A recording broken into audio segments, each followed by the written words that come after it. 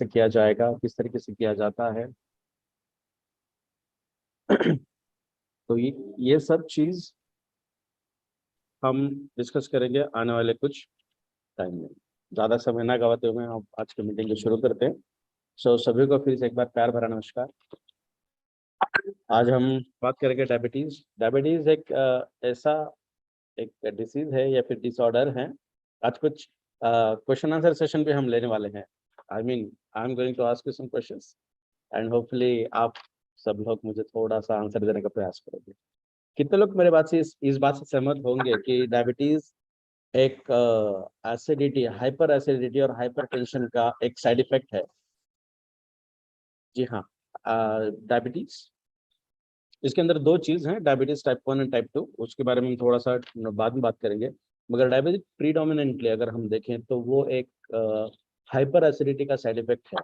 अगर आपको hyper acidity है या फिर एसिडिटी बहुत सालों से आपके बॉडी के अंदर है और आप उसे इसी तरीके से जी रहे हैं, तो आने वाले समय में आपको डायबिटीज होने के जो चांसेस है वो कई परसेंट से कई गुना बढ़ जाते हैं।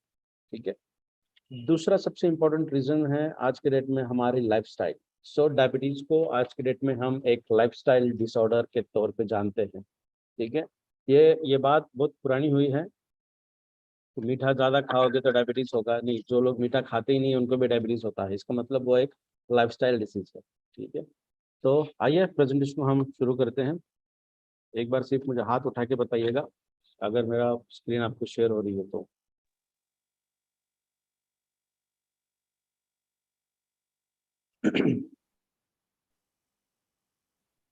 यस सर, आपका स्क्रीन दिख रहा है sir. Yes, thank you so much.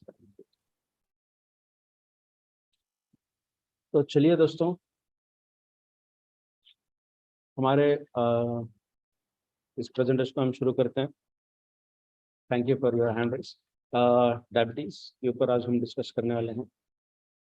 आज के डेट में भारत में 7 से 8 करोड़ के बीच में लोग प्री डायबिटिक है। प्री डायबिटिक का मानना ऐसा होता है कि वो एक ऐसी बाउंड्री है, ऐसी वॉल है, उस वॉल के ऊपर खड़े हैं जो आने वाले कुछ समय के अंदर डायबिटिक पेशेंट के तौर पे जाने चाहिए। ठीक है। तो उसके ऊपर भी हम डिस्कस करेंगे कि ये प्री डायबिटिक एक्चुअली होता क्या है, नॉर्मल शुगर लेवल की रेंज कितनी होती है और वो किस तरीके से उसे मेंटेन हम कर सकते हैं। हर साल अगर हम देखें पॉपुलेशन का 5 से लेके 10% तक जो पॉपुलेशन है वो धीरे धीरे डायबिटीज़ के अंदर कन्वर्ट होती जा रही है। और आपको ये जानते हुए हैरानी होगी कि मेल्स से कंपेयर अगर हम करें तो फीमेल्स का क्वांटिटी और फीमेल्स का जो अमाउंट है, जो कन्वर्जन रेट है वो बहुत ज़्यादा है अपार्ट फ्रॉम मेल। और इस समय की अगर हम बात करें तो किसी भी एज फैक्टर डिटरमाइन नहीं करता कि आपको डायबिटीज़ होगा या नहीं होगा। तो डायबिटीज़ एक लाइफस्टाइल डिसऑर्डर है, लाइफस्टाइल डिसीज़ है। बच्चों की लाइफस्टाइल अगर खराब हो जाए तो उनको भी डायबिटीज हो सकता है। इसका ऐसा हम सहज लॉजिकली आंसर दे पाएंगे कि यह लाइफस्टाइल डिसीज है। आमतौर पे अगर हम बात करें तो ग्लूकोज का ब्लड के अंदर कॉन्सेंट्रेशन ज़्यादा हो जाना, इसे ही हम सीधा सीधा डायबिटीज़ कहते हैं। ब्लड शुगर, हिंदी में मधुमेह कहेंगे कि शुगर का कॉन्सेंट्रेशन, शक्कर की मात्रा खून के अंदर थोड़ी सी बढ़ जाना। तो वो कितनी बढ़ती है? हमारे बॉडी के अंदर सबसे इम्पोर्टेंट 3rd नंबर का जो ऑर्गेनल है वो है लीवर। ठीक है। सबसे बड़ा ऑर्गेनल हमारे बॉडी के अंदर है स्किन। उसके बाद आता है हमारा गट जो गैस्ट्रोइंटेस्टिनल ट्रैक्ट है, लगभग 2200 फीट का होता है, 2200 स्क्वायर। ठीक है।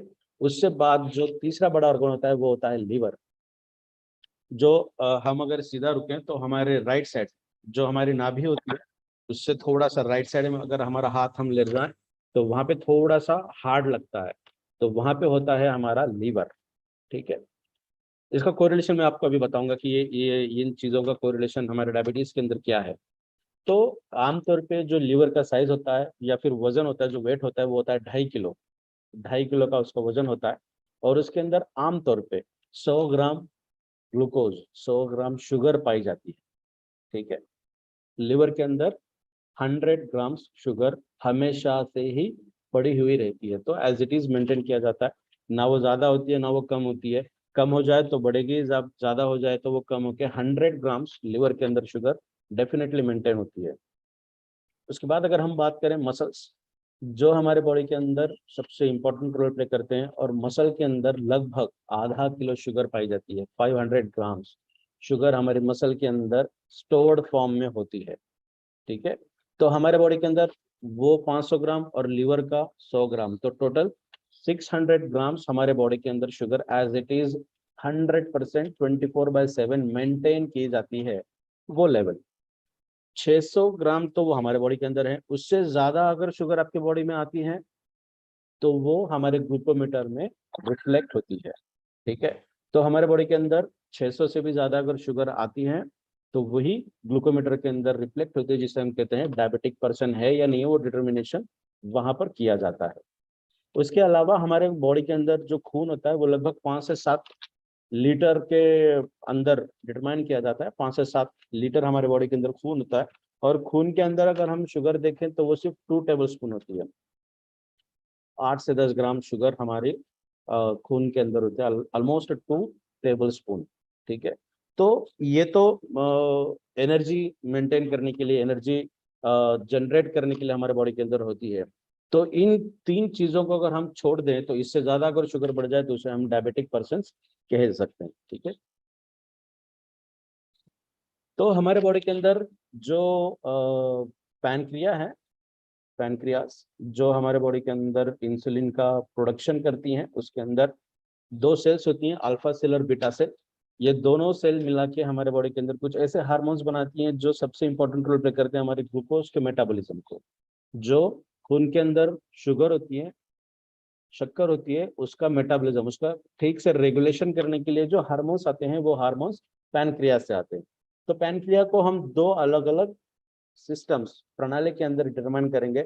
आमतौर पे हम जब भी प्रोडक्ट का प्रेजेंटेशन करते हैं वहां पे हम हमारे बॉडी के 11 प्रणालियां, 11 सिस्टम्स हम बताते हैं। उसके अंदर की 2 सिस्टम, एंडोक्राइन और एक्सोक्राइन, बाह्यस्रावी और अंतरस्रावी जो ग्रंथि होती हैं वो।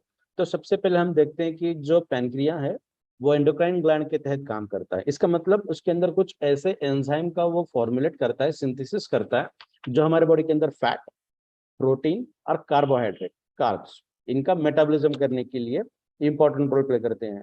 ये हमारे स्मॉलर इंटेस्टाइन के अंदर ये सब एंजाइम्स को ला के छोड़ देता है। ठीक है, तो पैनक्रिया का सबसे पहला इंपॉर्टेंट रोल क्या है? जो भी हम खाना खाते हैं उसका डाइजेस्ट करना। तो डाइजेशन के लिए जो जो एंजाइम्स लगते हैं डाइजेशन के लिए, उन एंजाइम्स का प्रोडक्शन पैनक्रिया के अंदर होता है। और वो हार्मोन स्मॉलर इंटेस्टाइन, हमारी जो छोटी आंतड़ी होती हैं, उसके अंदर वो लाके डंप करता है, जहाँ पे डाइजेशन की प्रोसेस होती है। तो ये एक काम है पैनक्रिया का। दूसरा जो रोल है पैनक्रिया का, जो सबसे इंपॉर्टेंट है, जो इसके अंदर बीटा सेल्स होती हैं, वो 2 अलग-अलग तरीके का हार्मोन सीक्रेट करती हैं। सबसे पहले है अमाइलिन और दूसरा होता है इंसुलिन। तो ये इंसुलिन सबसे इंपॉर्टेंट रोल प्ले करता है हमारे बॉडी के अंदर, जो खून है, ब्लड के अंदर का जो ग्लूकोज लेवल है उसे मेंटेन करने के लिए। ठीक है, तो ये जो अमेलिन और इंसुलिन है, ये हार्मोन है, ये एंजाइम नहीं है, ये हार्मोन है। और इसीलिए ये जो हार्मोन का सिक्रीशन होता है, प्रोडक्शन नहीं कर, ये प्रोडक्शन नहीं है, ये सिक्रीशन है। ये जो सिक्रेट होता है इसे हम कहते हैं एंडोक्राइन ग्लैंड। ठीक है, तो नॉर्मली इंसुलिन के ऊपर डिपेंडेंट जो डिसीज है वो है डायबिटीज, और इसी वजह से डायबिटीज को हम दूसरी, अगर साइंटिफिक लैंग्वेज में अगर हम बात करें तो उसे हम एंडोक्राइन ग्लैंड का डिसऑर्डर भी कह पाएंगे। ठीक है, तो एंडोक्राइन ग्लैंड अगर आपके ठीक तरीके से काम नहीं कर रही है तो भी हमें डायबिटीज होने की चांसेस ज्यादा है। ये एक नॉर्मली ये एक बहुत बड़ी रिएक्शन है, जिसे लगभग 5 से 10 मिनट लगते हैं एक्सप्लेन करने के लिए। मगर आज के डेट समय को मद्देनजर रखते हुए हम इसे सिर्फ 2 से भी कम मिनट के अंदर इसे समझने का प्रयास करेंगे। आई होप मेरा कर्सर आपको दिखे। जस्ट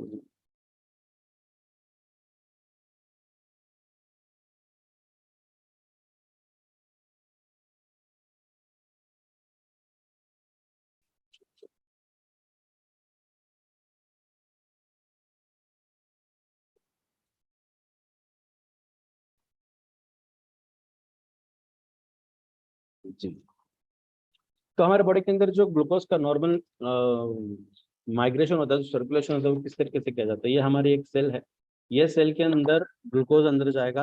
ग्लूकोज जैसे ही अंदर जाता है ग्लूकोज ट्रांसपोर्ट से, जैसे ग्लूकोज अंदर जाता है वो हमारी सेल के अंदर जो माइटोकॉन्ड्रिया होता है, जिसे हम एंटीऑक्सीडेंट के मैकेनिज्म के अंदर जो इलेक्ट्रॉन ट्रांसपोर्ट चेन बताते हैं, वही रिएक्शन यहाँ पे होती है, जिसके वजह से एटीपी का सिंथेसिस किया जाता है।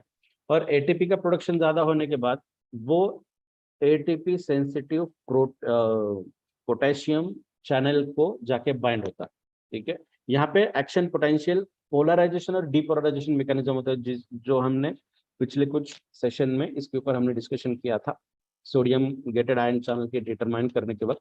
तो यहाँ पे जो पोटेशियम चैनल है उसे ब्लॉक करने के लिए एटीपी का यूटिलाइजेशन किया जाता है। जैसे ही ये ब्लॉक हो जाएगा तो जो calcium voltage gated ion channel है वो यहाँ पे ऑन होता है। ठीक है, तो आप सोच सकते हैं कि डायबिटिक पर्सन के अंदर भी अगर कैल्शियम की डिफिशियंसी हो तो वो डायबिटीज रिवर्स कंडीशन में नहीं आ सकता। ठीक है, तो कैल्शियम गेटेड जैसे ही ओपन होता है वैसे ही ये जो इंसुलिन वाली सेल्स हैं जिसके अंदर इंसुलिन और अमाइलिन बंधा हुआ है वो हमारे सेल मेम्ब्रेन के साथ जाके फ्यूज होते हैं। ये जैसे ही यहाँ पे फ्यूज हो जाएंगे तो यहाँ का इंसुलिन जो है ये ब्लड वेसल के अंदर चला जाएगा। ठीक है, आई होप मैं ठीक से बता पा रहा हूँ। तो ये जो इंसुलिन है ये फिर ब्लड स्ट्रीम के अंदर चला जाएगा। और ब्लड के अंदर क्या होता है, ग्लूकोज, यहाँ पे ग्लूकोज था, इस ग्लूकोज को कम करने के लिए इंसुलिन जो था वो अंदर आने के लिए क्या हुआ, सबसे पहले एनर्जी का प्रोडक्शन हुआ, जो एटीपी बड़ी है। एटीपी जैसे ही ज्यादा बनती है तो वो पोटेशियम चैनल को बंद करती है, ब्लॉक करती है। जैसे ही पोटेशियम चैनल बंद हो जाएगा कैल्शियम चैनल ऑन होता है। कैल्शियम चैनल ऑन होते ही ये जो इंसुलिन वाली सेल्स हैं, वेसिकल्स हैं, ये सेल मेम्ब्रेन को जाके फ्यूज होती है, जिसे एक्सोसाइटोसिस भी कहते हैं। एक्सोसाइटोसिस मतलब एक्सट्रैक्ट करना, बॉडी सेल के बाहर फेंक देना। तो जैसे ही एक्सोसाइटोसिस होता है ये इंसुलिन हमारी ब्लड वेसल के अंदर चली जाती है और ग्लूकोज का मेटाबॉलिज्म होता है। आइए देखते हैं ग्लूकोज का मेटाबॉलिज्म किस तरीके से होता है। जैसे ही ये ग्लूकोज के साथ इंसुलिन प्रोड्यूस होता है, यहाँ पे हमने बताया कि बीटा सेल के पैनक्रियास से इंसुलिन आई है, ये सेल में उनको फ्यूज होकर यहाँ से इंसुलिन अंदर गया, ये ब्लड वेसल है हमारी। जैसे ही ये ब्लड वेसल के अंदर हमारे इंसुलिन आता है वो हमारे मसल्स के अंदर, मसल्स फैट सेल्स बोलने से बहुत बेहतरीन होता है, एडिपोस टिश्यूज बोलने से भी बेहतरीन होता है, मसल हम कहेंगे कि तो मसल सबसे इंपॉर्टेंट रोल प्ले करता है हमारे ग्लूकोज के डाइजेशन का या फिर एब्जॉर्प्शन और एक्सक्रीशन के लिए। तो जैसे ही ये मसल्स के अंदर जाता है यहाँ पे GLUT4 ट्रांसपोर्ट होता है। मैं आमतौर पे बोलता हूँ कि जैसे डायबिटिक पर्सन मीठा नहीं खाते हैं मगर वो फ्रूट्स खाना बंद नहीं करते हैं, फ्रूट भी मीठे लगते हैं मगर उसके अंदर का जो फ्रुक्टोज होता है वो GLUT2 ट्रांसपोर्ट से नहीं, GLUT1 ट्रांसपोर्ट से नहीं, वो GLUT4 ट्रांसपोर्ट से ट्रांसपोर्ट किए जाते हैं, वो डायरेक्टली सीधा मसल्स के अंदर जाते हैं। इसी वजह से ब्लड के अंदर का जो ग्लूकोज है वो बढ़ नहीं जाता। यहाँ पे आप देख पाओ तो यहाँ पे GLUT2 ट्रांसपोर्ट है जहाँ से ग्लूकोज को अंदर लिया जाता है सेल के अंदर। ठीक है, तो जैसे ही यहाँ पे GLUT4 ट्रांसपोर्ट के अंदर ये जो इंसुलिन है, इंसुलिन का रिसेप्टर है, तो ये रिसेप्टर को जैसे ही इंसुलिन बाइंड हो जाएगा, ये जो GLUT4 ट्रांसपोर्ट होता है वो GLUT4 ट्रांसपोर्ट सेंटर में होता है यहाँ पे। तो जैसे ही इंसुलिन रिसेप्टर को बाइंड होगा ये GLUT4 ट्रांसपोर्ट हमारे सेल मेम्ब्रेन के पास आएगा और ये ओपन हो जाएगा और इसी वजह से ये ग्लूकोज हमारे मसल के अंदर चला जाएगा। तो इस जैसे ही मसल के अंदर ग्लूकोज चला जाएगा इसका मतलब हमारे ब्लड वेसल के अंदर का ग्लूकोज कम हो गया है। ठीक है, तो ये नॉर्मली रेगुलेशन होता है हमारे बॉडी के अंदर डायबिटीज पर्सन के अंदर। ठीक है, जो ग्लूकोज को मेटाबॉलिज्म सिंपली करते हैं।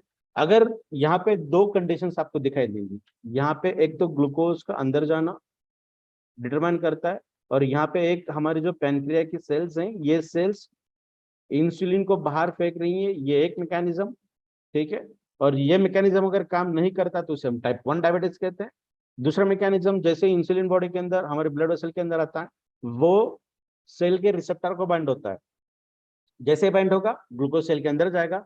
ये बाइंडिंग को भी अगर हम ब्लॉक कर दें, ये बाइंडिंग भी अगर नहीं हो या फिर हमारे इंसुलिन रिसेप्टर को अगर रिकॉग्नाइज नहीं कर पाए, उसे पहचान ही नहीं पाए, तो यहाँ पे तो वो मैच नहीं होंगे, यहाँ पे वो जाके अटैच नहीं होंगे। और अगर वहां पे इंसुलिन के मॉलिक्यूल अगर अटैच नहीं होते तो हमारे ब्लड वेसल के अंदर का जो ग्लूकोज है वो यहाँ पे अंदर नहीं जा पाएगा, तो जिसे हम कहते हैं टाइप 2 डायबिटीज।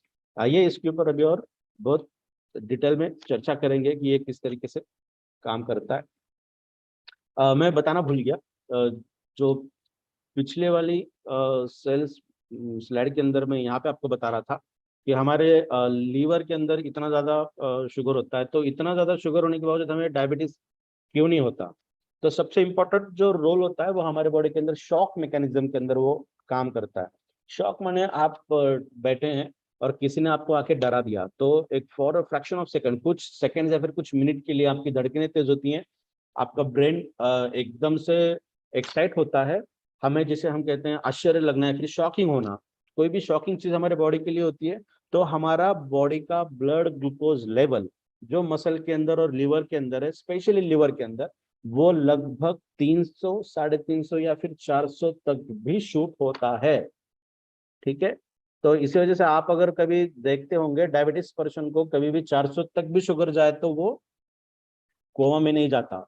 अगर वो फ्रिक्वेंटली होता है तो बट ऑब्वियस वो चीज होगी, मगर कभी एक आधी बार अगर हमारा डायबिटीज या फिर ग्लूकोज लेवल अगर शूट हो जाएगा तो हमें उसका विपरीत परिणाम कम तौर पे देखने नहीं मिलता, क्योंकि तो वो हमारे बॉडी का नेचुरल फेनोमेनन है। जब भी हमें शॉकिंग चीज लगती है, शॉकिंग चीज होती है हमारे बॉडी के साथ, मेंटली हमारे माइंड के साथ, तो हमारा लिवर और मसल के अंदर जो शुगर है वो लगभग 300 से 400 के इन बिटवीन शूट होती है, और कुछ समय के बाद वो फिर से धीरे नीचे आती है। और इस एक मैकेनिज्म के लिए बहुत ज्यादा एनर्जी लगती है हमारे बॉडी को फिर से कंट्रोल करने के लिए, और इतनी सारी एनर्जी फ्रैक्शन ऑफ सेकंड्स के अंदर कहाँ से मिले, तो उस एनर्जी को प्रोडक्शन करने के लिए जो ग्लूकोज लगता है वो स्टोर किया जाता है हमारे मसल के अंदर और हमारे लीवर के अंदर, जो हमेशा से ही मेंटेन करके रख दिया जाता है। चलिए आगे डिस्कस करते हैं हम। आज के डेट में अगर हम देखें हमारे बॉडी के या फिर ग्लोबली या फिर इंडिया का अगर हम चेक करें, तो डायबिटीज को तो इंडिया का हब माना जाता है, हमारे यहाँ पे तो डायबिटिक पर्सन बहुत ज्यादा देखने मिलती हैं। डेथ की अगर हम बात करें तो डायबिटीज से डेथ 1.6 मिलियन होती है, अगर हम ग्लोबली बात करें तो, अगर हम ग्लोबली बात करें तो 1980s के अंदर 4.7 था, 2014 के अंदर लगभग वो दुगना बन रहा है। यहाँ पे अगर हम इंडिया की बात करें तो 2019 में 77 मिलियन पीपल थे, धीरे धीरे बढ़ने के चांसेस हैं। यहाँ पे अगर आप देखो तो ये जो इंडेक्स है वो 2019 में दिया गया इंडेक्स है, जो हमारे बॉडी के अंदर लगभग पॉपुलेशन के अंदर 1 मिलियन डायबिटीज रिलेटेड डेथ्स 2019 में गवर्नमेंट ने डिटरमाइन किया था। तो हम समझ सकते हैं कि डायबिटीज हमारे यहाँ पे बहुत ज्यादा नुकसानदायी है। तो डायबिटीज के रीजंस क्या क्या है, आने वाले स्लाइड्स के अंदर हम देखेंगे कि डायबिटीज हमारे यहाँ पे इतना ज्यादा क्यों होता है। तो लाइफस्टाइल, जैसे मैंने कहा कि लाइफस्टाइल डिसऑर्डर है, आज के डेट में हमारे जो खाने पीने का तरीका है तो वो सबसे इम्पोर्टेंट रोल प्ले करता है। सबसे जो स्ट्रेसफुल कंडीशन होती है हमारी बॉडी के लिए डायबिटीज के अंदर हमें ढकेलने के लिए, वो होता है हमारा ओवरवेट, हमारा अनहेल्दी डाइट और हमारे लैक ऑफ एक्सरसाइज। ठीक है, और सबसे इम्पोर्टेंट है हम जो यहाँ पे हमने जो बताया, हमने यहाँ पे जो बताया, जो हम खाने पीने की चीजें करते हैं उसकी वजह से यहाँ पे आकर अगर देखो तो इसके अंदर के बहुत सारी चीजें हम रेगुलर लाइफ में खाते हैं। सबसे इम्पोर्टेंट 90% लोग जो सुबह सुबह उठते हैं सबसे पहले ब्रश करने के पहले उनको टी लेना पसंद है, चाय पीना पसंद है। उसके अंदर इतने सारे केमिकल्स होती हैं जो हमारे बॉडी को डैमेज करने का काम करते हैं। वो एक रीजन भी हो सकता है आपको डायबिटीज के अंदर प्री डायबिटिक से डायबिटिक में ढकेलने के लिए। अगर हम सिम्टम्स देखें डायबिटिक के क्या क्या सिम्टम्स होते हैं, तो हमारे सेंट्रल नर्वस सिस्टम को वो खराब करने का काम करता है, आईज को विजन कम करने का काम करता है, हमारे ब्रीदिंग रेस्पिरेशन को काम करता है, हमारे बॉडी वेट जो सिस्टम होती है, हमारी सिस्टमिक जो रेशो बनाया गया है उस रेशो को प्लस माइनस करने का काम करती है। Gastric that is metabolism disorder के अंदर भी इसका बहुत बड़ा रोल है, और यूरिनरी डिसफंक्शन जो यूरेथ्रा का फंक्शन होता है उसे भी कम करने का काम डायबिटीज की वजह से होता है। तो आइए, जैसे अभी हम डिस्कस कर रहे थे कि डायबिटीज माने क्या, तो यहाँ पे अगर आप देखें तो ये एक डायग्राम हमने बनाई है जो हाइपोग्लाइमिया है, जहाँ पे ये जो व्हाइट है ये शुगर है। तो हमारे बॉडी के अंदर शुगर का कॉन्सेंट्रेशन बहुत कम अगर है तो उसे हम हाइपोग्लाइसीमिया कहते हैं। ग्लाइसीमिया का मतलब होता है शुगर, हाइपो का मतलब होता है कम। कोई भी चीज तीन कंडीशन के अंदर ऊपर मेंटेन करती हैं। सबसे पहले होता है ऑप्टिमम, ऑप्टिमम को हम और एक लैंग्वेज में कहें तो उसे हम नॉर्मल कह सकते हैं। ऑप्टिमम नॉर्मल जो बेसिक हमारे बॉडी की नीड है, नॉर्मल ऑप्टिमम। उसके ऊपर अगर जाए तो हाइपर, उसके नीचे अगर आए तो हाइपो। ठीक है, तो यहाँ पे आप नॉर्मली देख पाएंगे कि हमारे सेल के अंदर इतनी शुगर है जो नॉर्मल कंडीशन में हमें लगती है। अगर शुगर कॉन्सेंट्रेशन हमारे सेल के अंदर अगर ज्यादा होगा तो इसे हम हाइपर शुगर या फिर हाइपरग्लाइसीमिया कहते हैं। साइंटिफिक लैंग्वेज में ग्लाइसीमिया का मतलब होता है ग्लूकोज का कॉन्सेंट्रेशन। तो यहाँ पे अगर हम ये लकीर यहाँ पे अगर खींच दें तो यहाँ पे हम T2 का मतलब होता है टाइप 2 डायबिटीज, T1 का मतलब होता है टाइप 1 डायबिटीज। ये है हमारे पैनक्रियाज। हमारे पैनक्रियाज को किसी भी तरीके का डैमेज अगर हो जाए तो उसे हम टाइप 1 डायबिटीज का रिफ्लेक्शन कहेंगे। और इंसुलिन प्रोड्यूस हो रहा है मगर हमारे ग्लूकोज के लेवल को कम नहीं कर पा रहा है तो उसे हम कहेंगे टाइप 2 डायबिटीज। तो यहाँ पे एक जो डायग्राम मैंने बताई है, इंपॉर्टेंस ऑफ इंसुलिन, इंसुलिन का इंपॉर्टेंस हमारे बॉडी के अंदर क्या होता है। तो इंसुलिन लॉक एंड की का काम करती है। इंसुलिन अगर है तो वो एक तरीके की चाबी का काम करेगी। जैसे लॉक ओपन हो जाएगा तो ये लॉक ओपन हो गया तो ये जो ग्लूकोज है यहाँ से फिर हमारे सेल के अंदर जा पाएंगे। अगर चाबी नहीं है, इंसुलिन ही नहीं है, तो ग्लूकोज हमारे बॉडी के अंदर किसी भी तरीके से जा नहीं सकता। ठीक है, तो इंसुलिन के बारे में थोड़ा सा हम जानकारी लेंगे। इंसुलिन एक्चुअली दुनिया का सबसे पहला ऐसा मॉलिक्यूल है जिसे हार्मोन कहते हैं, जो लगभग 51 अमीनो एसिड से बना हुआ है।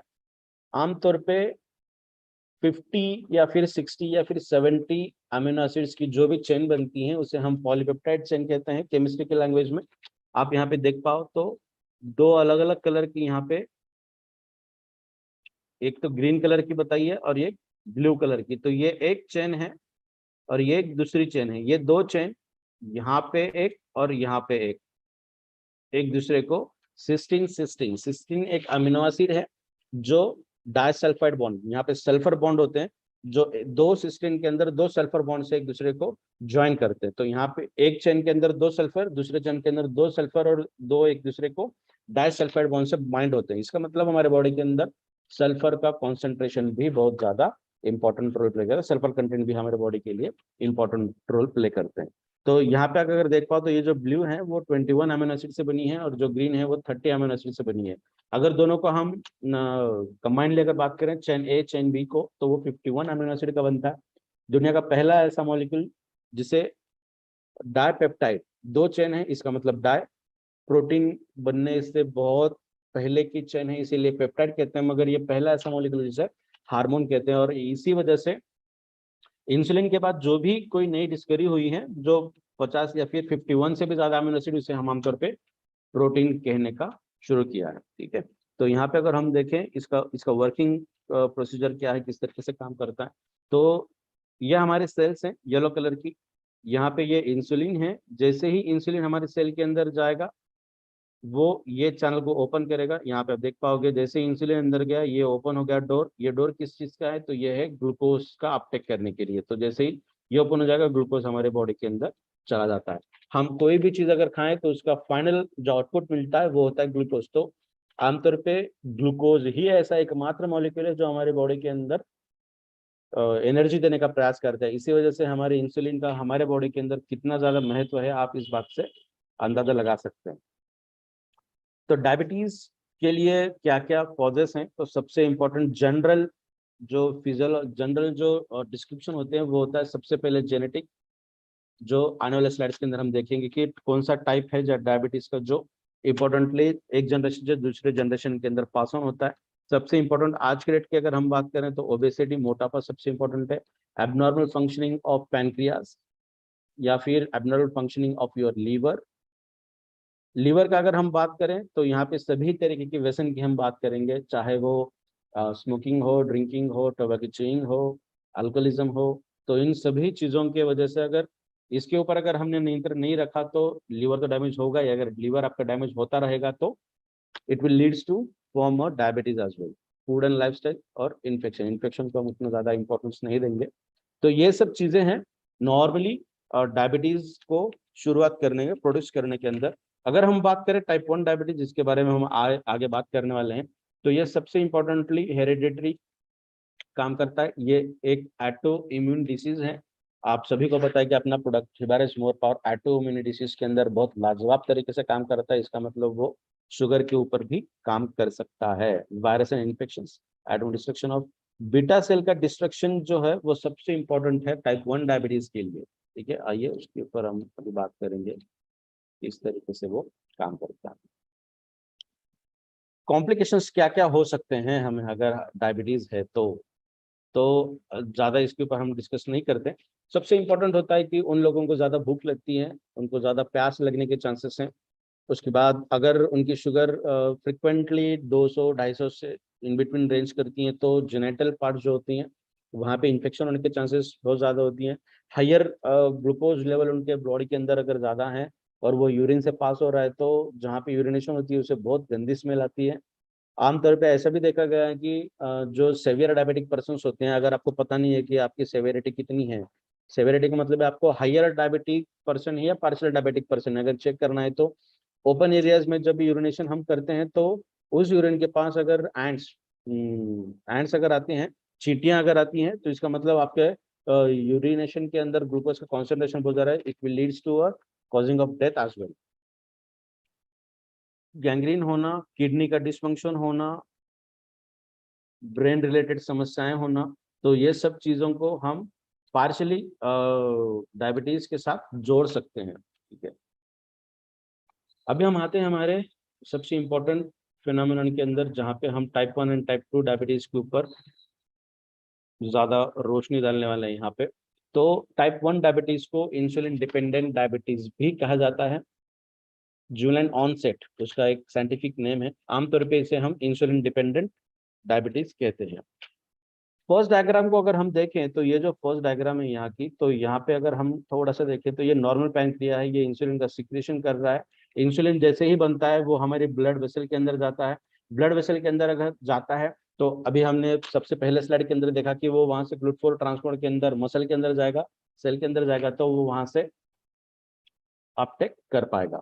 तो यहाँ पे फर्स्ट टाइप 1 डायबिटीज के अंदर क्या होगा, हमारी जो बीटा सेल है जो पैनक्रियास के अंदर रहती हैं, वो इंसुलिन का प्रोडक्शन ही नहीं कर पाती। अगर इंसुलिन ही नहीं है तो आगे कोई भी फंक्शन नहीं हो पाएगा। ठीक है, तो टाइप 1 डायबिटीज का मतलब इंसुलिन हमारे बॉडी के अंदर ना बनना। अगर इंसुलिन ही नहीं बना तो आगे की प्रोसेस तो 100% बंद हो जाएगी, और इसी वजह से टाइप 1 डायबिटीज को कहते हैं इंसुलिन डिपेंडेंट डायबिटीज। इसका मतलब हमें आर्टिफिशियल इंसुलिन के ऊपर डिपेंडेंट रहना पड़ता है, हमारी बॉडी तो नहीं बनाती, तो हमें बाहर से इंसुलिन लेने की जरूरत पड़ती है। तो दूसरे इसके अंदर हम दूसरी जो डायग्राम है यहाँ पे अगर हम देखें तो ये है बीटा सेल।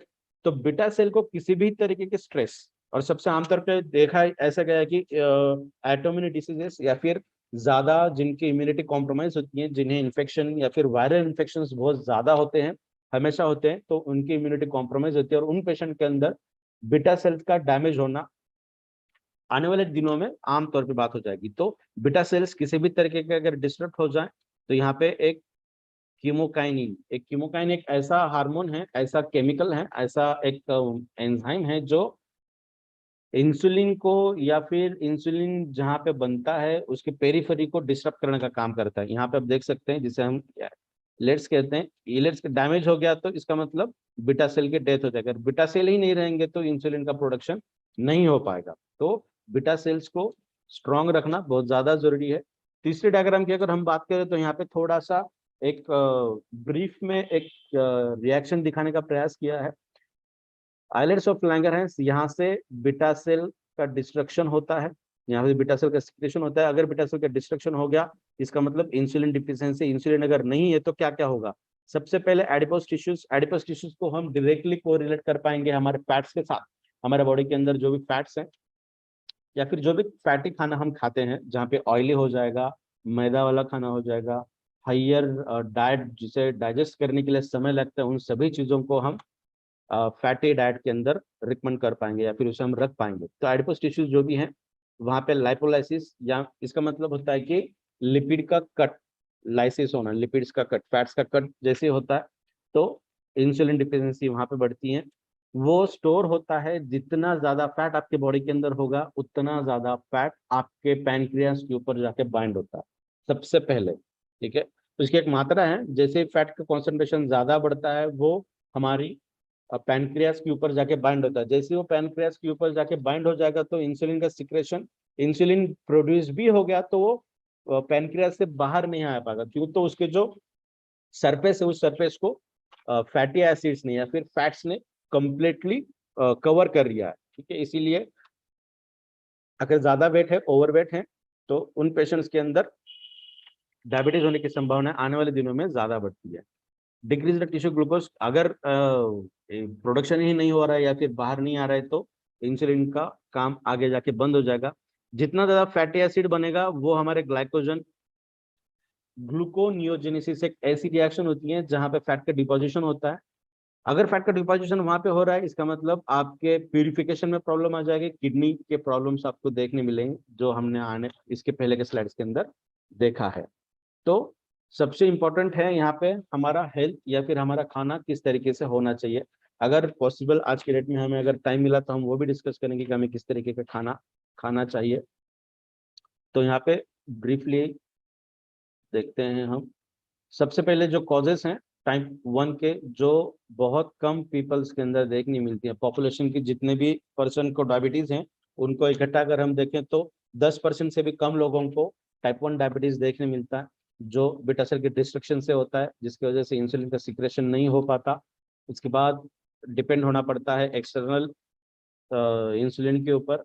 और कहीं यहाँ पे जो टैबलेट्स होती हैं हमें इंसुलिन इंजेक्शंस लेने की जरूरत क्यों पड़ती है, क्योंकि टैबलेट जो है जिसे हम हाइपोग्लाइसेमिक ड्रग्स कहते हैं, जो हमारे इंसुलिन के प्रोडक्शन को बनाती हैं बढ़ाती हैं, वो हमारे बीटा सेल्स को सेंस ही नहीं कर पाती, उसे रिकॉग्निशन ही नहीं कर पाती। तो इसीलिए वहाँ पे कोई ओरल डोज काम नहीं करते, तो आपको इंजेक्शंस लेने की जरूरत वहाँ पड़ती है। और सबसे इम्पोर्टेंट रीजन जो है वो हमने अभी डिस्कस किया कि जो ऑटो इम्यूनिटी है वो उसे डिस्ट्रॉय करने का काम करती है। दूसरा है एंटीजेंस, एंटीबॉडी हमारी बॉडी बनाती है जो बाहर के फॉरेन पार्टिकल्स है जिसे एंटीजन कहते हैं। अगर एंटीजन की वजह से या फिर इसका मतलब इन्फेक्शन जो हमने अभी डिस्कस किया वायरल इन्फेक्शन, अगर ऐसी कोई एक्सटर्नल पार्टिकल की वजह से अगर डायबिटीज हुआ है तो उसे हम टाइप 1A डायबिटीज कहते हैं। और एंटीबॉडी जो हमारी बॉडी के अंदर होती है, जो हमारी बॉडी रिएक्ट करती है, इसका मतलब हमारी इम्यूनिटी अगर उसी वजह से हुए तो उसे हम कहते हैं टाइप 1B डायबिटीज। इसके साइड इफेक्ट हमें क्या क्या देखने मिलेंगे, तो इसके सबसे इम्पोर्टेंट जो है वो है न्यूरोपैथी, जिसे हम डायबिटिक न्यूरोपैथी कहते हैं कि हमारे बॉडी के किसी भी हिस्से में सेंस नहीं होना, जिसे हम न्यूरोपैथी कहते हैं। नेफ्रोपैथी का मतलब होता है हमारी किडनी रिलेटेड प्रॉब्लम्स, हमारे किडनी का प्यूरिफिकेशन सिस्टम्स के अलावा डैमेज अगर ज्यादा हो रहा है तो उसे हम नेफ्रोपैथी कहते हैं। रेटिनोपैथी का मतलब होता है कि हमारी आंखों का जो विजन है वो विजन धीरे धीरे कम होना। आइए बात करते हैं टाइप 2 डायबिटीज जो क्या किस तरीके से काम करता है। टाइप 2 डायबिटीज का मतलब यहाँ पे आई होप इस रिएक्शन के अंदर हम ठीक से देख पाएंगे। तो यहाँ पे नॉर्मली हमने देखा था कि पैनक्रियाज इंसुलिन सीक्रेट करती है, इंसुलिन ब्लड के अंदर जाएगा, ब्लड से वो जाएगा हमारे सेल्स के अंदर। तो यहाँ पर भी इंसुलिन सीक्रेट किया है पैनक्रियाज से, वो ब्लड वेसल के अंदर भी गया है मगर वो सेल्स के अंदर नहीं जा रहा है। क्यों नहीं जा रहा है, तो यहाँ पे जो रिसेप्टर है, एक तो यहाँ पे आप देख पाओ इस यहाँ नॉर्मल कंडीशन में इंसुलिन रिसेप्टर को इंसुलिन जाके बाइंड हुआ है, यहाँ पे इंसुलिन के रिसेप्टर ही नहीं है। ठीक है, या तो उसकी सेंसिटिविटी कम है, या फिर नंबर ऑफ रिसेप्टर कम हुए हैं, या फिर उनकी सेंसिटिविटी ही गायब हुई है, वो रेजिस्टेंस मैकेनिज्म में चले गए। रेजिस्ट का मतलब दूर ढकेलना, दूर जाना, उसे हमारे पास आने नहीं देना। तो इन तीनों चीजों की वजह से टाइप 2 डायबिटीज हमें देखने मिलती है। ठीक है, तो यहाँ पे अगर हम देखें तो नॉर्मल पर्सन की अगर हम बात करें तो उनके अंदर पैनक्रियास से इंसुलिन प्रोडक्शन हुआ है, ये ब्लू डॉट ग्लूकोज है, ग्लूकोज इंसुलिन को लेके हमारी मसल्स के अंदर सेल्स के अंदर गई है। यहाँ पे पैनक्रियास से इंसुलिन सीक्रेट हुआ है मगर इंसुलिन ग्लूकोज का एक दूसरे के साथ कोलैबोरेशन ही नहीं हो पा रहा है, क्योंकि जो रिसेप्टर्स है वो रिसेप्टर काम नहीं करते। ये 100% डिटरमाइन नहीं होता, 90% रिकॉग्निशन नहीं होता, 10% रिकॉग्निशन होता है, और इसी वजह से इन्हें टाइप या फिर पार्शियल डायबिटिक भी हम कहते हैं। Just a moment. तो यहाँ पे कॉजेस हम देखते हैं, यहाँ पे किसी भी तरीके का बीटा सेल का डिग्रेडेशन नहीं होता, उनको किसी तरीके की खराबी यहाँ पे नहीं होती।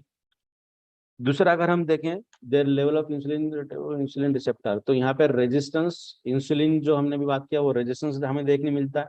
ग्लूकोज अगर इंसुलिन ही बॉडी के अंदर नहीं आ रहा है तो ग्लूकोज का मेटाबॉलिज्म, ग्लूकोज का जो ब्रेकडाउन है वो भी यहाँ पे ठीक तरीके से नहीं होता। हमें यहाँ पे मेडिकेशन के तौर पे हम इसे ओवरकम कर सकते हैं। यहाँ पे एक्सेस ऑफ हाइपरग्लाइसेमिक हार्मोन्स, यहाँ पे ग्लूकागॉन एक हमारे बॉडी के अंदर हार्मोन है जो हमारे बॉडी के अंदर एक्सेस करने का काम करता है, एक्स्ट्रा ग्लूकोज देने का काम करता है। ग्लूकागॉन एक हार्मोन है जिसकी वजह से ओबेसिटी का प्रॉब्लम होता है, और ओबेसिटी जितनी ज्यादा बढ़ेगी उतना ज्यादा हमें टाइप 2 डायबिटीज होने के चांसेस है। तो यहाँ पे हम देखते हैं थोड़ा सा कि हमारे बॉडी के अंदर जो ब्लड ग्लूकोज का चार्ट है वो किस तरीके से होना चाहिए। नॉर्मल फास्टिंग की अगर हम बात करें तो वो नॉर्मली होता है 70 to 99 नॉर्मल रेंज के अंदर अगर हम बात करें। और डायबिटिक पर्सन अगर है तो वो 80 से 130 के अंदर नॉर्मल रेंज बिलोंग करते हैं। मैं हमेशा बोलता हूँ कि अगर आपकी शुगर लेवल 150 से थोड़ा प्लस माइनस हो रहा है तो आप नॉर्मल हैं। जो प्रियोर की अगर हम बात करें, फास्टिंग की ये बात कर रहा हूँ मैं, खाना खाने के बाद की अगर हम बात करें, नॉर्मल जिनको डायबिटीज नहीं है उनका होता है लगभग 140 से थोड़ा सा कम। और जो ऑफिशियल रिकमेंडेशन है वो लगभग 180 के तौर पे दिया जाता है। इसका मतलब 180 भी आपकी शुगर हो रही है खाना खाने के बाद तो आप नॉर्मल रेंज से बिलोंग करते हैं। मैं ऐसा क्यों बोलता हूँ, क्योंकि हमारे बॉडी के अंदर शॉकिंग मैकेनिज्म है। जब भी हमें शॉक लगता है तो कुछ समय के लिए हमारा जो ग्लूकोज का लेवल है बहुत एक्साइटेड होता है, बहुत शूट होता है। तो ऑलमोस्ट 200 के नियर अबाउट आपको शुगर अगर हो रहा है तो by the simply walking mechanism, सिर्फ वॉकिंग करने से ही वो रेगुलेट हो पाएगी। HbA1c एक टेस्ट होती है जहाँ पे लगभग पिछले 3 महीने का हमारे बॉडी के अंदर ग्लूकोज का कॉन्सेंट्रेशन कितना है वो यहाँ से हम देख पाते हैं। जो नॉर्मल पर्सन है जिससे डायबिटीज नहीं है वो लगभग 7-5 से लेके 6 के इन बिटवीन रेंज करता है। और नॉर्मल पीपल होता है जो डायबिटीज पर्सन होती है, सॉरी, उनके अंदर 7 और उससे भी कम होना चाहिए। तो HbA1c की रेंज 7 या फिर उससे कम है तो आप ठीक है, नॉर्मल के रेंज के अंदर ही हम उसे डिनोट करेंगे। अगर वो 8 से भी ऊपर जा रहा है इसका मतलब हम डायबिटिक पर्सन है। यहाँ पे हम थोड़ा सा इलस्ट्रेशन देखेंगे कि इंसुलिन डिपेंडेंट यानी टाइप 1, नॉन इंसुलिन डिपेंडेंट यानी टाइप 2 के अंदर बेसिक क्या डिफरेंस होता है। इंसुलिन का प्रोडक्शन यहाँ पे नहीं होता, यहाँ पे इंसुलिन का प्रोडक्शन सफिशिएंट मात्रा में होता है। बीटा सेल यहाँ पे कंप्लीटली खराब होती है, यहाँ पे बीटा सेल को किसी भी तरीके का नुकसान नहीं है। कॉजेस यहाँ पे ऑटो इम्यून डिसऑर्डर्स की तरफ होता है। यहाँ पे एबनॉर्मल ग्लूकोज रिसेप्टर जो होते हैं उनका फंक्शनिंग काम होना ठीक से नहीं होना। दूसरा है उनका कॉन्सेंट्रेशन कम होना।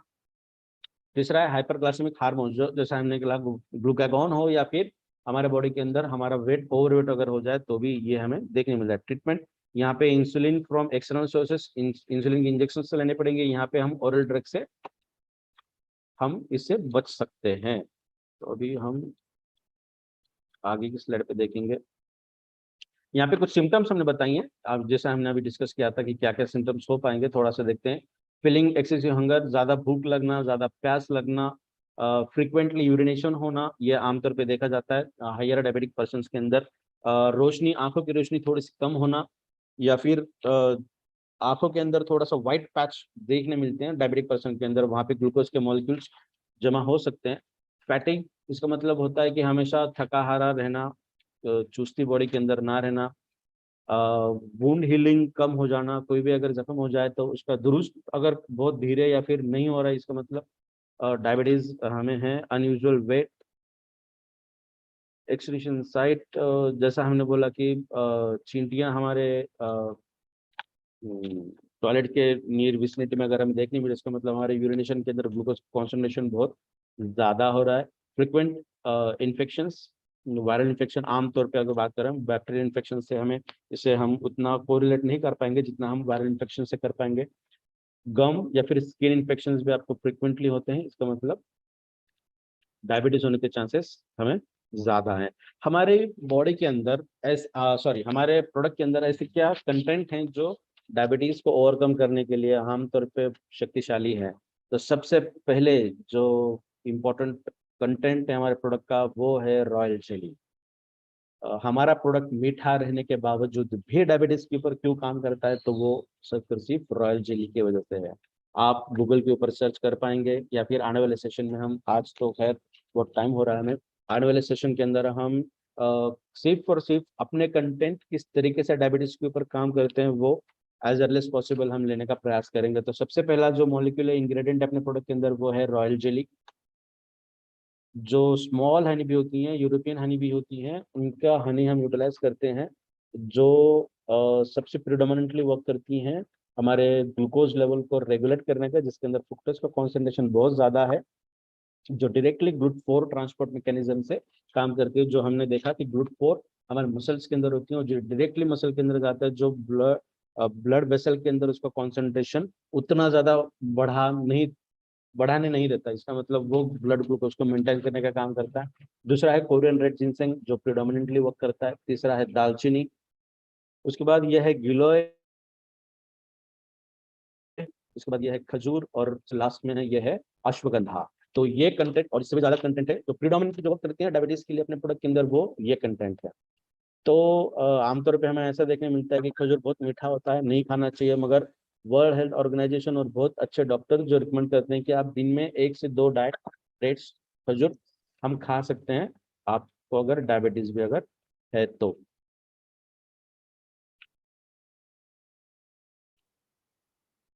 ये था आज का सेशन, जो हमारे बॉडी के अंदर प्रिडोमिनेंटली वर्क करता है। अपने प्रोडक्ट के अंदर ऐसे कंटेंट है जो content 100% plant based, plant originated हैं, जो किसी भी तरीके का साइड इफेक्ट हमारे बॉडी के ऊपर होने नहीं देते, जो हमारे ब्लड ग्लूकोज लेवल को मेंटेन और रेगुलेट करने का काम करती हैं। दूसरा सबसे इंपॉर्टेंट जो फीचर है अपने प्रोडक्ट का, दैट इज सबसे इंपॉर्टेंट, वो हमारे हर ऑर्गेनेल का जो फंक्शन है उसे रिस्टोर करने का काम करता है। ये सिर्फ मैं बता रहा हूँ इन टर्म्स ऑफ न्यूट्रास्यूटिकल्स, जो हमारे बॉडी के अंदर इंपॉर्टेंटली और प्रिडोमिनेंटली काम करती है। आई होप जो इंफॉर्मेशन मैं देना चाहता था वो आपको मैं देने में कामयाब रहा। आइए अब बात करते हैं हम थोड़ा सा किस तरीके से हमारा डाइट होना चाहिए। प्रोडक्ट लेने के बाद कम से कम 15 से 20 मिनट वॉकिंग बहुत ज़्यादा इंपॉर्टेंट है। अगर आप डायबिटीज़ के लिए ये प्रोडक्ट यूटिलाइज कर रहे हैं, कम से कम 10 से 15 मिनट वॉकिंग बहुत ज़्यादा इसेंशियल है। जो भी आप खाना खाते हैं तो खाने के अंदर मिलेट्स का यूटिलाइज करें। ज्वार है या फिर ऐसे कुछ धान्य जो इम्पोर्टेंट रोल प्ले करते हैं हमारे बॉडी की न्यूट्रिशनल क्वालिटी को, वैल्यू को बढ़ाने के लिए। और जैसे ज्वार है जो जिसका यूटिलाइजेशन करना बहुत ज़्यादा अच्छा है हमारे बॉडी के लिए। और एक चीज़ मैं बताना चाहता हूँ, ऐसा आमतौर पे माना जाता है कि जिनको डायबिटीज़ है वो राइस नहीं खा सकते हैं। ऐसा नहीं है, राइस आप जरूर खाइए, और बाशर्ते वो थोड़ा सा गर्म होना चाहिए। जैसे बनता है वैसे उसके ऊपर काऊ का घी, गाय का घी होना चाहिए, ठीक है। वो अगर आप मिक्स करके खाते हैं तो that is best medication for the diabetes person. और वो जो राइस हम पकाते हैं वो बनाने का तरीका भी ऐसा होना चाहिए। अगर कुकर में आप बनाते हैं तो वो 100% पॉइजनस के तौर पे काम करता है।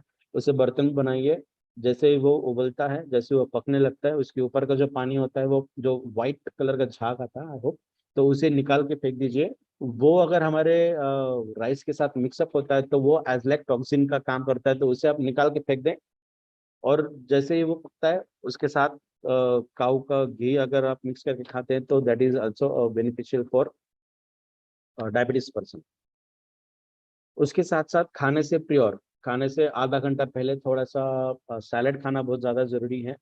और सबसे इम्पोर्टेंट है कि आपके एरिया में जो सीजनल फ्रूट्स आते हैं, आपके एरिया में जो चीज़ सबसे ज़्यादा मिलती है, आज के डेट में साइंस ने इतनी तरक्की की है कि हर चीज़ हर जगह पे आज अवेलेबल है। मैं इसकी बात नहीं कर रहा हूँ, नेचुरली जो आपके एरिया में जो भी फ्रूट्स आते हैं उनका सेवन बहुत ज़्यादा कीजिए। विटामिन सी का यूटिलाइजेशन ज़्यादा आपको करना बहुत ज़्यादा जरूरी है। आमतौर पे सभी लोगों को विटामिन सी का यूटिलाइजेशन करना इंपॉर्टेंट है। विटामिन सी सबसे इम्पोर्टेंट हमें और सबसे ज़्यादा मिलता है आंवला से। तो किसी भी तरीके का आंवला, या फिर चूरन के फॉर्म में हो, कैंडी के फॉर्म में हो, या फिर सीधा आंवला हो, वो आप अगर खाते हैं तो विटामिन सी का डिफिशियंसी हमारे बॉडी के अंदर से निकल जाती है। साथ ही साथ वॉकिंग इम्पोर्टेंट है, बहुत ज़्यादा इम्पोर्टेंट है सभी पर्सन के लिए। मैं सिर्फ डायबिटीज़ की बात नहीं कर रहा हूँ, ना सिर्फ डायबिटीज़ मगर सभी पर्सन के लिए walking is the best medication, जो सर्कुलेशन के अंदर बहुत अच्छे से काम करेगा, मेटाबॉलिज्म के अंदर काम करेगा। डायबिटीज पर्सन की अगर खास तौर पे अगर हम बात करें तो 3 चीजें होना बहुत ज्यादा जरूरी है। सबसे पहले उनका माइंड फ्रेश होना जरूरी है। किसी भी तरीके का टेंशन, स्ट्रेस, डिप्रेशन, वो चीजें उनके दिमाग में होनी नहीं चाहिए, निगेटिविटी नहीं होनी चाहिए। अपना प्रोडक्ट बेहतरीन तरीके से न्यूरोलॉजिकल डिसऑर्डर के अंदर काम करता है, ब्रेन के ऊपर काम करता है, एंजाइटी के ऊपर काम करता है, क्यों तो वो हमारे बॉडी के अंदर जो हार्मोन है जो हमारे ब्रेन को रेगुलेट करती हैं, उसके ऊपर वो प्रिडोमिनेटली वर्क करता है। तो सबसे पहले ब्रेन को ठीक करेगा अपना प्रोडक्ट, उसके बाद डाइजेशन या फिर मेटाबॉलिज्म को ठीक करना बहुत ज़्यादा इंपॉर्टेंट है, और अपना प्रोडक्ट उसके अंदर भी लाजवाब तरीके से काम करते हैं, because this one is world's best antioxidant, जैसे सुहास सर हमें हमेशा कहते हैं।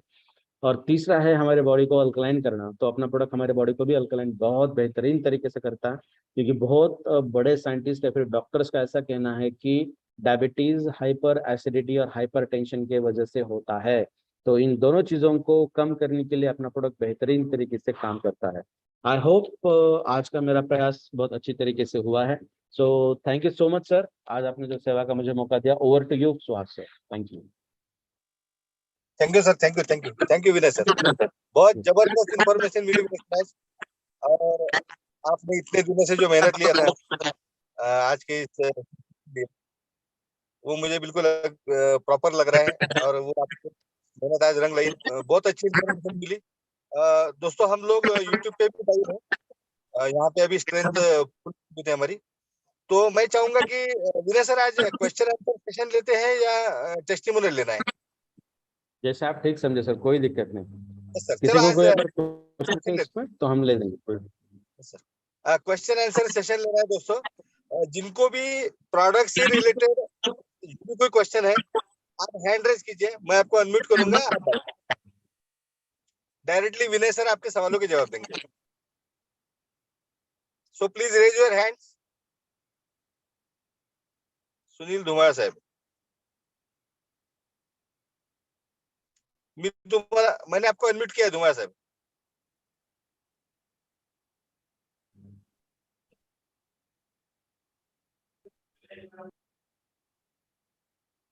धुमार हाँ सर सर। आपको, हाँ यस, नमस्कार सर. नमस्कार नमस्कार। नमस्कार सर. सर माझा एक प्रॉब्लेम असा होता की हाँ सर, आपण बोला. औषध घेतो ना, हाँ हाँ. त्याचं प्रमाण लक्षात येत नाही, त्यासाठी आपल्याला चमच त्या ऍड करता येतील का? अच्छा, ऍक्च्युअली हो, हा एक खूप लोकांचा क्वेश्चन असावा हा. तो हम इसके अंदर किसी भी तरीके का स्पून हम दे नहीं पाएंगे, because product is so viscous. Product बहुत ज़्यादा चिकना है, बहुत ज़्यादा विस्कोसिटी उसकी ज़्यादा है। अगर हम किसी भी मेटल का चम्मच आपको दे नहीं पाएंगे तो उसकी केमिकल प्रॉपर्टीज चेंज हो जाएगी। और लकड़ी का चम्मच अगर हम दे तो वो आपको वन टाइम यूज़ ही करना पड़ेगा। तो हम देखते हैं इसके ऊपर हम क्या कर सकते हैं। तो नॉर्मली जैसा अभी मैं बताता हूँ कि जो भी टेबल स्पून है उसका जो पिछला भाग होता है जहाँ पे हम उसे पकड़ते हैं उसके ऊपर जितना आता है concentration equivalent to almost 1 to 2 grams. तो अभी तो इस तरीके से हम करें, इसके ऊपर हम देखते हैं किस तरीके से इसे हम कर पाए। आणि सर डायबिटीजचा पेशंट, हॅलो, हाँ सर. डायबिटीजच्या पेशंटला सर्वसाधारण 2.5 ग्रॅमच्या आसपास दिले तर चालते का 5 ग्राम दिला पाहिजे? नाही, डायबिटीज पर्सन असेल तर त्यांना कॉन्सन्ट्रेशन कमीच द्यायचं। आणि ज्या वेळेला त्यांचं रिपोर्ट्स वगैरे आपण सगळे चेक करतो तेव्हा आपण हळूहळू कॉन्सन्ट्रेशन वाढवू शकतो। पण कन्सल्ट केल्याशिवाय कोणत्याही डायबिटिक पर्सनला कॉन्सन्ट्रेशन वाढवू नका, कारण याच्यानी थोडंसं शुगर वाढण्याची शक्यता आहे त्यांच्या शुगरला डिटरमाइन करून। सो 2 ते 2.5 ग्राम सफिशियंट आहे सकाळी आणि संध्याकाळी, वाढवायची गरज नाही। धन्यवाद सर, नमस्कार. धन्यवाद धन्यवाद विनय सर। धुमार साहब का हो चुका है, ठीक है। अभी हम आर सिंह सर को अनम्यूट कर रहा हूँ। आर सिंह सर आपको अनम्यूट किया मैंने।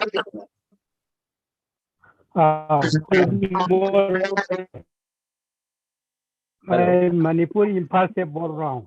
तो यस सर, बोलिए सर। सबसे पहले तो मैं रिक्वेस्ट करना चाहूँगा कि जो भी ये मीटिंग जो ऑल ओवर इंडिया का आदमी प्रेजेंट हो रहा है, तो कोई भी बच्चा नहीं बोल के हिंदी में होने से सबको समझ में आ जाएगा। जो मराठी तो आता ही नहीं, लेकिन समझता हूँ थोड़ा थोड़ा, क्योंकि मैं आर्मी का रिटायर पर्सन हूँ। मराठी भी मेरा साथ में बहुत अच्छा लगा सर आपका जो आज का जो प्रोडक्ट के बारे में जो जानकारी दिया, बहुत खुशी है। बार बार सुनते रहेगा, सब भी हम लोग डॉक्टर बन जाएंगे।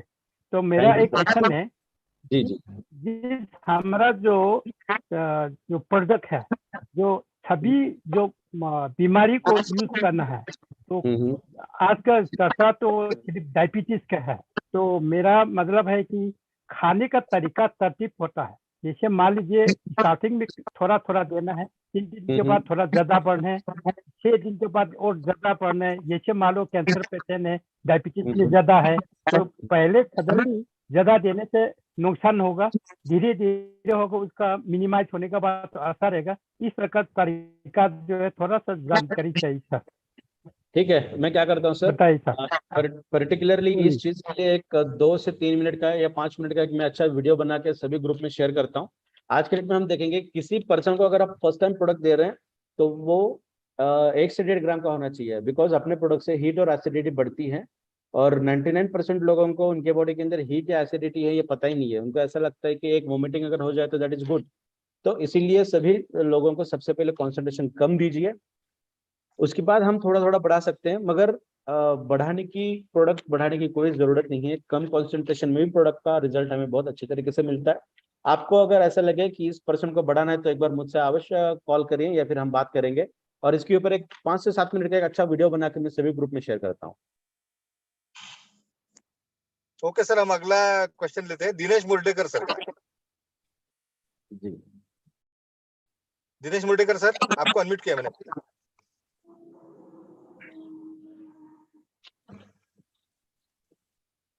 मुर्डेकर सर, आपको अनम्यूट किया है, आप अपनी तरफ से अनम्यूट कीजिए।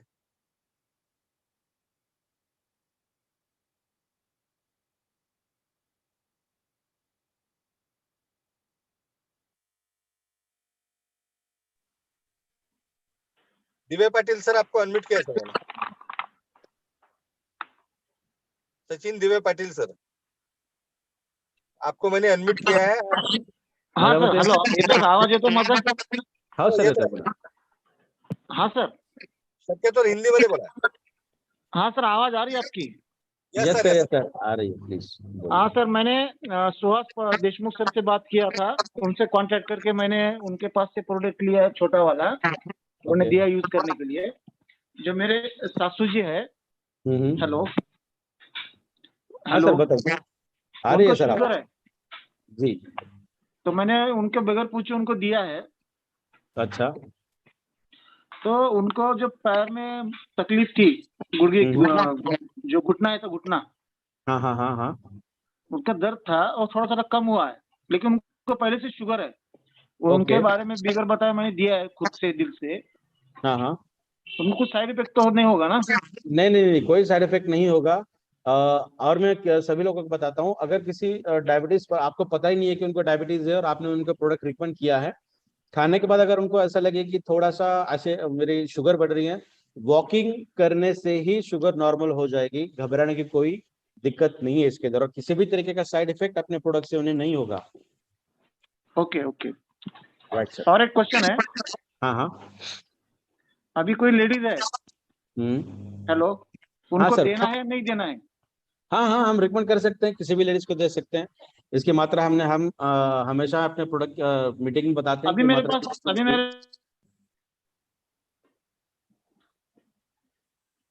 आवाज आपकी नहीं आ रही है सर. नहीं, ठीक है विनय सर, हम Yes. थोड़ा आगे बढ़ते हैं क्योंकि बहुत सारे लोगों Okay. के क्वेश्चन।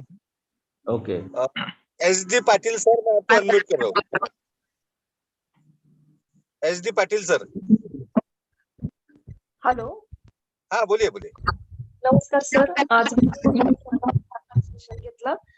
माझा क्वेश्चन असा होता सरांना की लेडीजचे जे हार्मोन्स इम्बॅलन्स होत असतात, तर आपलं औषध घेऊन हे हार्मोन्स इम्बॅलन्स झालेले ते बॅलन्स करतात.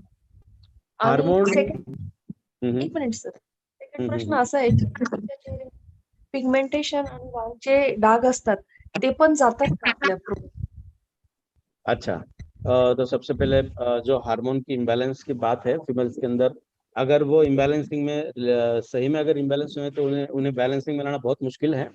हाँ, हम यहाँ तक बता पाएंगे कि अपने प्रोडक्ट से पीसीओज या फिर पीसीओडीज के अगर प्रॉब्लम्स है तो उसके अंदर प्रोडक्ट के रिजल्ट हमें बहुत अच्छे और शानदार तरीके से मिलते हैं, इसमें कोई दिक्कत नहीं है. कामात काय बाशर्ते उनके कॉन्सेंट्रेशन थोड़ा सा कम देना चाहिए फीमेल्स को. शुगर ना? और ब्लड प्यूरिफिकेशन अगर ठीक से हो जाएगा बॉडी के अंदर तो आमतौर पे सभी तरीके के स्किन डिसीजेस और एलर्जीज एक वाटी पर कोमट पाणी द्यावं.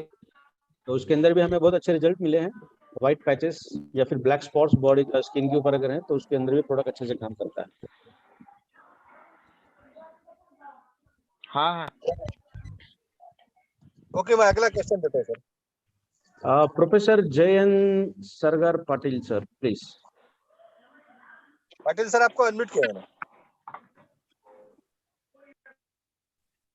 अच्छा लगा, मेरे को चांस मिला। अरे सबसे पहले सबसे पहले आपको मैं कुछ कमेंट देना चाहता हूँ। You are looking very handsome. Thank you sir, thank you so much, thank not looking like scientist, you are looking like genius. Thank you so much, thank you. मैं पहली बार आपसे जुड़ रहा हूँ, पहली बार देख रहा हूँ आपको। और मेरा क्वेश्चन ये है कि डायबिटीज पेशेंट अगर थोड़ा सा सीवियर है, क्या उसको ये काम करेगा प्रोडक्ट? सेवियर अगर है तो मैं सबसे पहले उसके रिपोर्ट्स हम चेक करना जरूरी है, हमें उनका शुगर कितना होता है, उनका HbA1 टेस्ट। 200 लेवल के 200 के लेवल का है। हाँ हाँ, तो दे सकते हैं, कोई दिक्कत नहीं आएगा उनको, दे सकते तो हैं। उनका कंसंट्रेशन कितना रहेगा? Almost 1 peanut size, peanut peanut size के कॉन्सेंट्रेशन को सुबह सबसे पहले उठते बराबर सबसे पहले दें, और रात को खाना खाने के 1 से 1.5 घंटे के बाद फिर उतना कॉन्सेंट्रेशन देके 10 मिनट के बाद 1 गिलास गर्म पानी जरूरी है, ताकि ब्लड का सर्कुलेशन अच्छा रहे। और 15 से 20 मिनट अगर वॉकिंग हो जाए, मतलब सुबह खाली पेट देना चाहिए, और पीनट यस के यस शाम यस, को खाने के बाद 1 घंटे के 1 घंटे के बाद, उसके बाद कोई चीज खानी नहीं है उनको। Yes thank you sir. Yes sir, most welcome, thank you.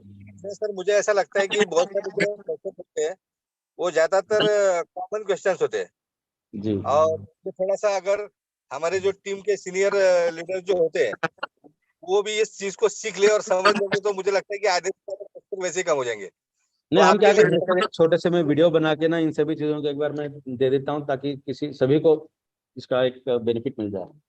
Yes sir, yes sir, yes sir. Yes Dattatreya Mahabali sir, मैं आपको अनम्यूट कर रहा हूँ। सर जी नमस्ते। नमस्कार सर, नमस्कार। आपण एखाद्या पेशंटकडे गेल्यानंतर साधारणतः तो टाइप 1 आहे किंवा टाइप 2 हे आपल्याला कसं ओळखायचं?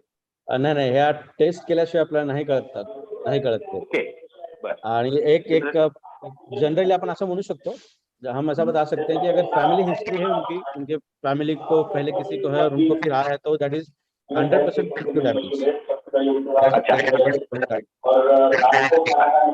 फैमिली में किसी के पास है, किसी को हुआ है, अगर उसके माँ या पिता को, तो टाइप 2 टाइप 2 में टाइप 2 डायबिटीज ही ऐसा डायबिटीज है जो generation to generation pass on होता है।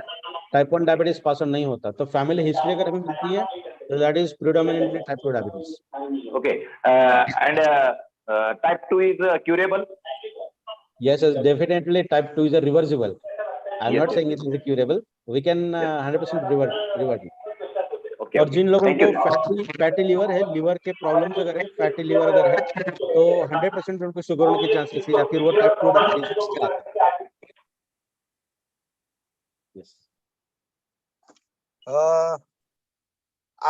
आकाश वाघमारे, मिस्टर आकाश वाघमारे, मैं आपको अनम्यूट कर रहा हूँ। हेलो सर नमस्कार। सर, नमस्कार। एक डॉक्टर से मैंने एक प्रोडक्ट के बारे में डिटेल्स बताई थी, डायबिटीज के। तो उनका मानना ये था कि ये शुगर को कंट्रोल करता है, बीपी को कंट्रोल करता है, लेकिन ये रेगुलरली प्रोडक्ट लेने के बाद अगर कई दिनों के बाद प्रोडक्ट बंद कर दिया जाए तो ये फिर से शुगर होने के चांसेस होते हैं? नहीं, मतलब एक्चुअली आयुर्वेदिक कंटेंट अगर आप किसी भी तरीके का लेते हैं तो वो उनके रूट्स के ऊपर काम करता है, उनके सिम्टम्स के ऊपर नहीं। अगर जड़ से ही उस बीमारी को हमने ठीक कर दिया तो बाद में आने की चांसेस नहीं होती हैं। अगर हम शुगर की बात करें तो जैसे हम बताते हैं कि वो एक लाइफस्टाइल डिसऑर्डर है।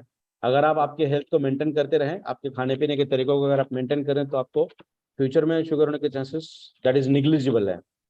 मगर ऐसा हम नहीं बता पाएंगे कि बाद में होगा या नहीं होगा। अगर आप खुद को मेंटेन करते हैं तो कोई दिक्कत नहीं। अगर प्रोडक्ट कोई भी पर्सन 3 से 4 महीने रेगुलरली लेते हैं, उसके बाद वो वीकली वंस, वीकली ट्वाइस अगर प्रोडक्ट लेते हैं तो भी कोई दिक्कत नहीं है। Our product is a nutraceutical product, this is not one kind of medication. So हमारे बॉडी के अंदर जो भी न्यूट्रिएंट्स लगते हैं वो हमारे खाने से नहीं मिलता, तो अपने प्रोडक्ट से हम उन्हें देने का प्रयास करते हैं। That's it. ओके, ठीक है, थैंक यू। Right sir. आशा करता हूँ आकाश सर आपके सवाल का जवाब मिल गया। अभी थोड़ा सा हम एक ही क्वेश्चन ज्यादा नहीं लेंगे, क्योंकि मैं अभी अनम्यूट करने जा रहा हूँ आदर्श मत्तूर सर को। आदर्श मत्तूर सर, आपको अनम्यूट किया है। सर नमस्ते सर। सर नमस्ते। हाँ सर, मैंने 2 दिन पहले एक शुगर पेशेंट को मैंने दिया था सर प्रोडक्ट। ओके, जी जी। उसको थोड़ा पाँव में सर दर्द था और पाँव में दुखता था और टाइटनेस फील होता था। आज शाम को मैंने उसको विजिट करके मैंने पूछा कैसा है रिजल्ट। आज उसका ठीक ठाक लग रहा है सर, थोड़ा एनर्जी आ गया, काम में भी मन मन लग रहा है, ऐसा बोल रहे हैं। अच्छा ओके। करके बोले थे सर वो।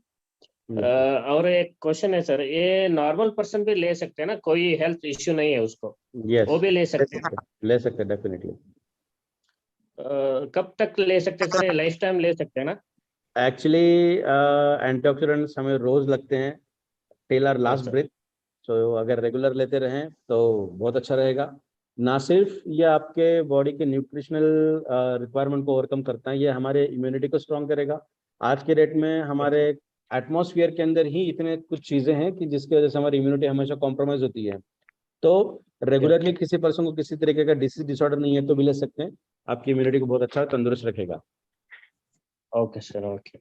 मैंने मेरे वाइफ को भी दिया है सर। ओके। हाँ, 2 दिन से वो ले रहे हैं, थोड़ा सर दर्द हो रहा है करके बोल रहे हैं वो। तो उनको थोड़ा सा कॉन्सेंट्रेशन कम करके एक एंटासिड की टैबलेट दें, या फिर अगर एसिडिटी बहुत ज्यादा है तो हम और एक चीज कर सकते हैं, अजवाइन, आधा चम्मच अजवाइन ले। अजवाइन के ऊपर 2 पिंचेस ऑफ बेकिंग सोडा, जो खाने का सोडा घर में आता है, वो उसके ऊपर 2 पिंचेस डालें, उसे मुंह में रख के और पानी के साथ उसे निगल लें। सो उससे हमारी एसिडिटी बहुत कम हो जाएगी। सो आई होप टाइम थोड़ा सा ज्यादा हो रहा है सुहास सर, अगर Yes, sir. जिनके भी जितने भी क्वेश्चंस हैं उनके हम आंसर्स देने का प्रयास करेंगे। आप एक बार एक रिक्वेस्ट करता हूँ सभी लोगों से, आपके सीनियर की तरफ आपके क्वेश्चंस पास ऑन कर दीजिए। मैं उसके 100% आपको उसके एक्सप्लेनेशंस में देने का प्रयास करूंगा। Yes, sir. Yes, sir. Sure, sir. ठीक है दोस्तों, थैंक यू। एक अच्छा क्वेश्चन आंसर सेशन भी हुआ है और विनय सर का बहुत बहुत शुक्रिया। आज विनय सर ने समय निकाला बहुत मेहनतली इस प्रेजेंटेशन के लिए। मुझे लगता है कि जैसे हमारे कभी यहाँ पे कॉम्प्लीमेंट किया कि अगर इसी तरह से हम सुनते रहे तो डेफिनेटली। वाकचौरे सर, एक मिनट, हम प्रकाश वाकचौरे का क्वेश्चन ले लेते। अच्छा, प्रकाश वाकचौरे सर, आपको अनम्यूट किया सर मैंने।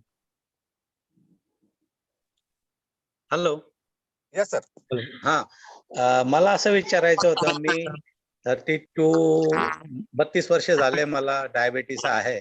मी यावर बरंच वाचनही केलं आणि आज तुमचं जे काही ऐकलं त्यामध्ये माझ्या नॉलेज मध्ये बरेच ऍडिशन झालं. तर मला एक विचारायचं होतं की इन्सुलिन रेजिस्टन्स हा कशामुळे वाढतो होतो, त्यावर काय करता येईल आणि फास्टिंग इन्सुलिन चेक केली पाहिजे का, केले तर त्याचा काय फायदा किंवा उपाय? थँक्यू. ऍक्च्युली बघा, इन्सुलिन रेजिस्टन्स हे आपल्या बॉडीतला नंबर ऑफ थिंग्स के ऊपर वो डिटरमाइन किया जाता है कि आपके बॉडी का एक्चुअली आपका लाइफस्टाइल किस तरीके से है उसके ऊपर वो डिटरमाइन होता है, आपके खाने पीने के तरीकों से भी डिटरमाइन होता है। तो आज के डेट में हम इतना बता पाएंगे कि इंसुलिन रेजिस्टेंस अगर हो रहा है तो उसे हम रिवर्ट कर पाते हैं कि आपके बॉडी के अंदर up regulation and down regulation, ये 2 तरीके के रेगुलेशंस होती हैं हमारे बॉडी की। जब जहाँ तक कि हम रिसेप्टर के बारे में बात करें, इंसुलिन रिसेप्टर के बारे में, तो अप रेगुलेशन के लिए कुछ मेडिकेशन, कुछ एक्सरसाइजेस हैं और अपना प्रोडक्ट भी अप रेगुलेशन के अंदर काम करता है। तो आपके बॉडी के अंदर जितने भी रिसेप्टर्स का रेजिस्टेंस बना है या फिर रिसेप्टर के कॉन्सेंट्रेशन कम है तो उसे वो आसानी से बढ़ पाएगा। थोड़ा सा टाइम ड्यूरेशन उसे ज्यादा लगेगा उसे बढ़ने के लिए। और शुगर चेक करना बहुत ज्यादा जरूरी होता है हमेशा ही। मैं ऐसा नहीं बोलता हूँ कि रोज आपकी शुगर अगर 300 के बिटवीन है, 250-300 है तो आपको ज्यादा चेक करने की जरूरत नहीं है। अगर उससे बियॉन्ड आपकी शुगर अगर है तो चेक करना बहुत ज्यादा जरूरी है, बिकॉज डायबिटीज फास्टिंग का कितना होता है उसके ऊपर डिटरमाइन होता है कि आपको किस तरीके का खाना खाना चाहिए, आपकी लाइफस्टाइल किस तरीके की होनी चाहिए, या फिर आपके खाने के अंदर क्या क्या चीजें होनी चाहिए, क्या चीजें नहीं होनी चाहिए। तो शुगर फास्टिंग का चेक करना भी बहुत ज्यादा इंपॉर्टेंट होता है। और एक सेशन हम लेंगे, या फिर सेशन अगर पॉसिबल नहीं हुआ तो 10 से 15 मिनट का एक वीडियो हम ऐसा बनाएंगे कि जिसके अंदर डायबिटिक पर्सन को किस तरीके का खाना होना चाहिए, क्या क्या उसके अंदर इंसर्ट होना चाहिए और उसके रिजल्ट्स क्या हमारे बॉडी के अंदर होती हैं। डायबिटीज चाहे कितना भी पुराना हो, कितना भी सेवियर हो उसे हम 100% रिवर्ट कर सकते हैं और उसे हम रिवर्ट करेंगे। Thank you sir. Thank you sir, bye. Thank you Vinay sir, thank you बहुत। मुझे लगता है डायबिटिक पेशेंट के लिए आज बहुत बड़ा कॉन्फिडेंस दिया विनय सर ने। हमारी पूरी टीम डायबिटीज के ऊपर रिसर्च कर रही है उसका, और आने वाले दिनों में कुछ सरप्राइजिंग चीजें भी हम निकालेंगे जो डायबिटीज पर्सन के लिए बहुत बेहतरीन तरीके से काम करेगी।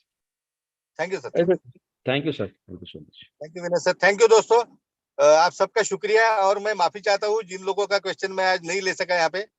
तो अगले सेशन में हम कोशिश करेंगे, नहीं तो फिर विनय सर से आप सब लोगों को आपके जो भी अपलाइंस है, जो भी सीनियर्स है, उनसे बात करके अगर ऐसा कोई क्वेश्चन है जो हमारे लेवल पे सॉल्व नहीं हो सकता, तभी जाके हम विनय सर को कनेक्ट करवा के दे सकते हैं आपको। कोई बड़ी बात नहीं है, तो निराश होने की जरूरत नहीं है। आज के इस मीटिंग में हम सब लोगों को चांस देने की हमारी कोशिश थी, लेकिन पॉसिबल नहीं होता है, समय की सीमा होती है।